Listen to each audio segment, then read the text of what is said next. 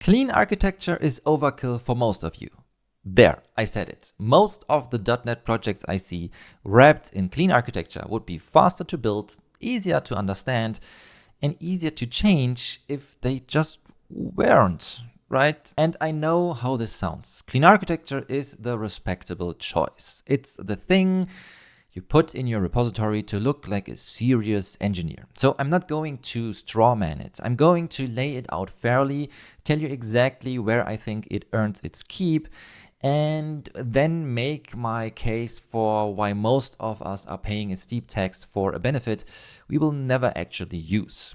Now, this is generally a change my mind video. I want your best counter arguments in the comments, but hear me out first, because I think a lot of people adopted this without ever asking what it actually costs them. And real quick, before we get into it, if everything I'm about to say lands, you probably want to start your next Blazor application without all that boilerplate ceremony. So I built a free starter kit, a clean Blazor project AI already wired up, basically the thing I'm about to argue for. So clone it, change the prompt, ship something. The link, as always, in the video description below.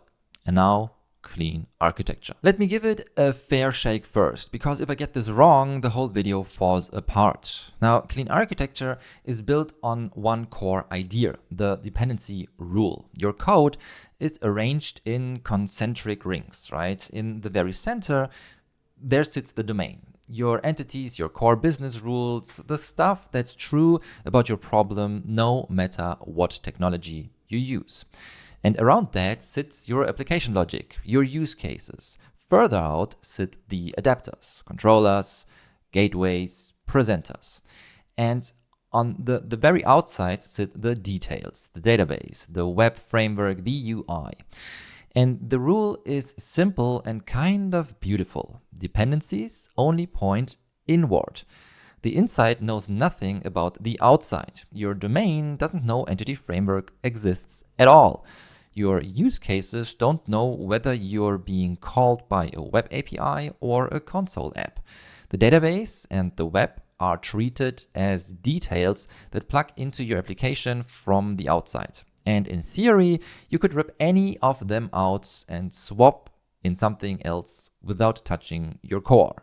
In .NET, this usually shows up as 4 projects. You have a domain project, an application project, full of interfaces and use cases, an infrastructure project with your entity framework core implementations, and a web project on the edge. Now, interfaces everywhere. Dependency injection, wiring it all together. Mapping between layers. And honestly, as a set of principles, a lot of it is good. Keep your business logic clean. Don't let database concerns leak into your domain. That's solid advice.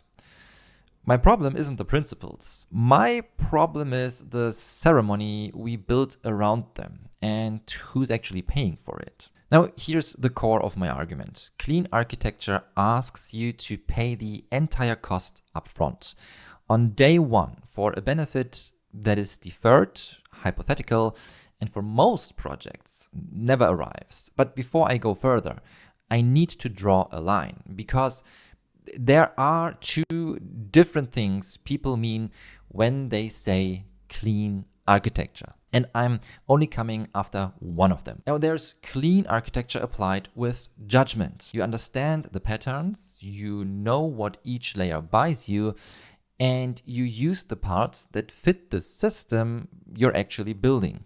And then there's cargo cult clean architecture. You cloned a template.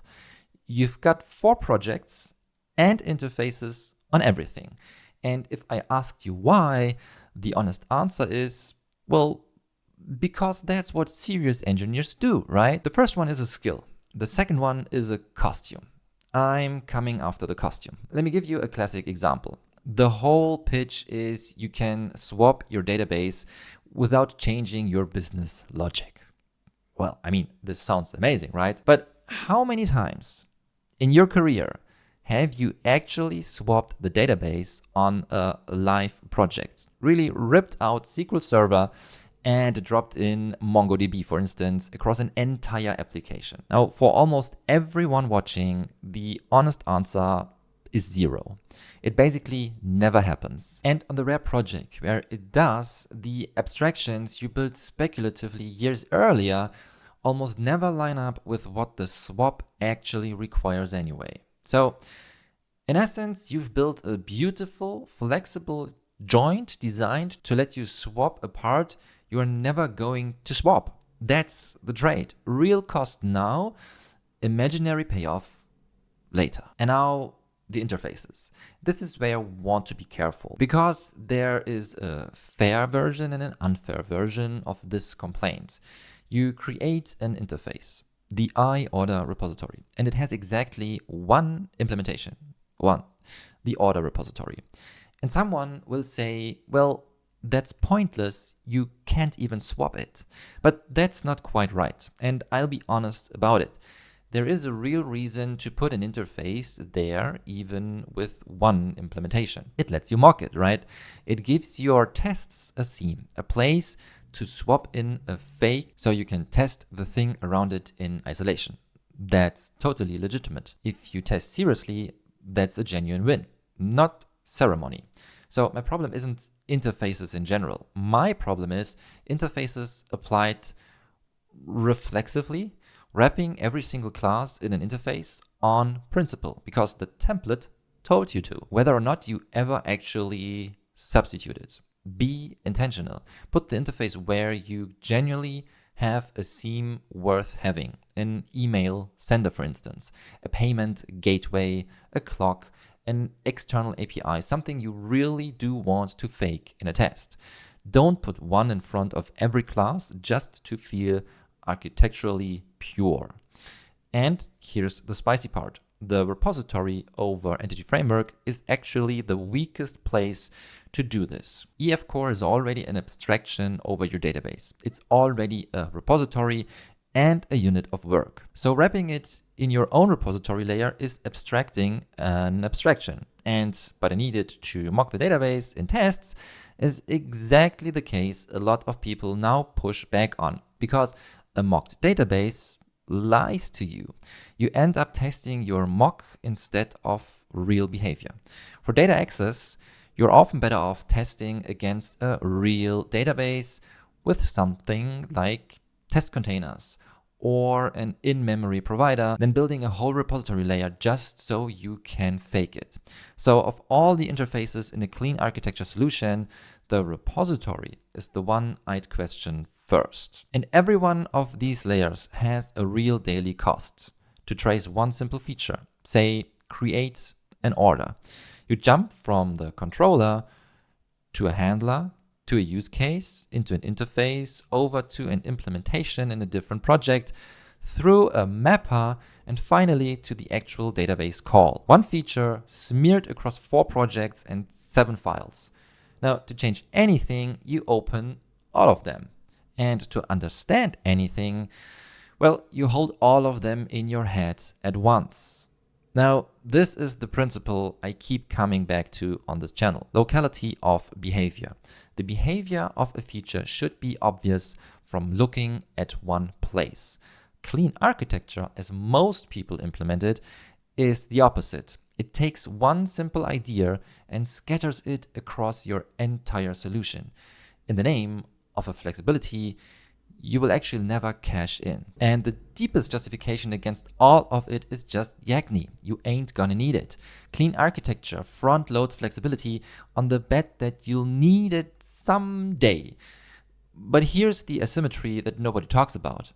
The cost of adding structure later, when you actually have a real reason, is almost always lower than the cost of carrying that structure every single day in between. You can refactor toward complexity when the pain shows up. You can't easily refund the months you spent maintaining ceremony you never used. All right, now let me be fair, because this is where the change my mind goes both ways. Clean architecture is not wrong. It is right for the context it was designed for. If you're building a large, long-lived system, A core banking platform, for instance, something with a genuinely complex domain, a team of 30 or 40 engineers who need hard boundaries so they don't trip over each other, a system that really does have multiple delivery mechanisms and generally volatile infrastructure, then yes, that discipline pays for itself. The boundaries stop a big team from turning the codebase into mud. In that world, the upfront cost is an investment, not a tax. So the real question isn't, is clean architecture good or bad? It's, am I building that system? And here's the uncomfortable truth. Most of us aren't. Most of what gets built is line of business applications, internal tools, SaaS, software as a service products from small teams, startups trying to find product market fit before they run out of money. So those projects inherit the full cost of clean architecture and qualify for almost none of the payoff. They adopted the architecture of a 40-person bank to build a 10-screen CRUD application because it's what the blog posts and the templates told them serious engineers do. But, and I want to be straight with you here, some of you genuinely are building that bigger, serious, long-lived system. And if that's you, the answer isn't to wing it. It's to do clean architecture with judgment. The skill, not the costume. That's the entire reason I, for instance, built my Blazor and Clean Architecture Masterclass. Not interfaces on everything dogma, but how to apply this properly without the bloat on a real production app. So if this video has you realizing you're actually in the group that needs it, go for it. Please use clean architecture. And for everyone else, the majority maybe, stick with me because there's a much simpler way to build and I will show you exactly what this is. And there's also one more reason this matters more in 2026 than it did in 2018. And it's the through line of everything I talk about. We are writing a huge amount of code with AI now, and AI assistants live and die by what they can see in one place. All that clean architecture indirection, the features smeared across 4 projects, the single implementation interfaces, the mapping layers, that's exactly the environment where AI might struggle. It has to go fishing across your whole solution to assemble the full picture of one feature. And every hop is a chance to miss a file or edit the wrong thing. So the very ceremony that was supposed to make your code more maintainable now actively makes it harder for your most powerful new tool to help you. Locality of behavior was always good for humans, and now it's good for humans and the machine doing most of the typing. So what's the alternative? Well, take the principles and drop the ceremony. Keep your domain logic clean. Don't let database junk bleed into your core rules. Depend on an abstraction when you actually have 2 implementations. And organize by feature, not by layer. Vertical slices. Everything a feature needs in one place where you can see it, change it, delete it, and hand it to an AI as a single coherent unit. Start simple. Add structure the day you feel real pain, not the day a template told you to. You will be amazed how far just enough architecture carries you and how much of the supposed flexibility you never end up missing. Now, I called this Change My Mind, and I mean it. I'm sure some of you have lived through the project where clean architecture genuinely saved you, where the boundary you put in on day 1 paid off 2 years later. I want to hear that story though. Drop it in the comments, please. Tell me the project, tell me the swap you actually made. Tell me where the upfront cost earned its keep. If you change my mind, I will make a follow-up video and say so on camera. But for the rest of you, the ones quietly carrying 4 projects and a pile of single implementation interfaces for an app that will never need any of it, I think it's worth asking honestly, who is all that ceremony actually for? So here's what I'd actually do.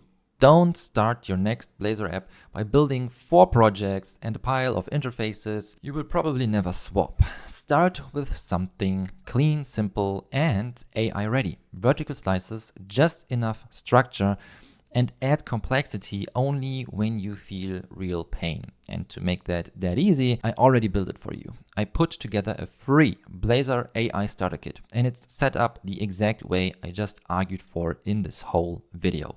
Vertical slice architecture, no ceremony. with the AI integration already wired up. This isn't a toy, it's the way I actually start projects. So you clone it, add your prompts, and you're shipping. It's completely free. The link, as always, in the video description below. So go grab it and build your next thing the right way from line 1. And since I said vertical slices about 10 times in this video without fully showing you what that actually means, I made a whole breakdown on exactly that, what it is, why it's my default, and why it's the best fit for building with AI. It's right here. Go watch that video next.